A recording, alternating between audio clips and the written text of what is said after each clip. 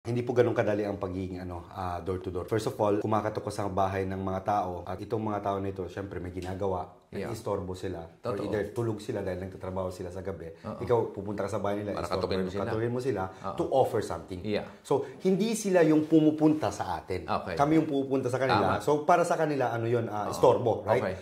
Although na madami kaming nakokontak at ang question nyo nga po sa akin is, ano yung pinakamahirap? Yung sigawang ka, na sabihan ka ng mga bad words, na bakit ka pumunta dito, o kaya sabihan ka na magnanakaw, scammer, yung mga ganun. Although na maganda naman yung, intention ko kasi it was pero trabaho lang eh. Trabaho lang, work. Every year, pahirap po yung trabaho namin as a door-to-door. Ang mga tao, ang dami po kasing na-scam, so pati kami nasasama. Dumadating po yung panahon na 2 days, 3 days, wala kang kontrata. So, ibig sabihin nun, walang kita. So, there's a point na hindi ko na kinaya na umiyak ako dun sa harapan ng pinto. Imagine nyo, umiyak ko ako sa harapan ng pintuan at sabi ko na hindi ko na kaya. Meron sinasabi din ang magulang ko dati na sabihin mo sa akin kung sino yung mga kaibigan mo at sasabihin ko sa'yo kung sino ka. So, I think it works also with the business. Kung sino yung kasama mo ngayon, sa business, sa ano man, yun yung magiging ikaw. So, para sa akin, kung ang kasama mo is the best, magiging the best ka rin.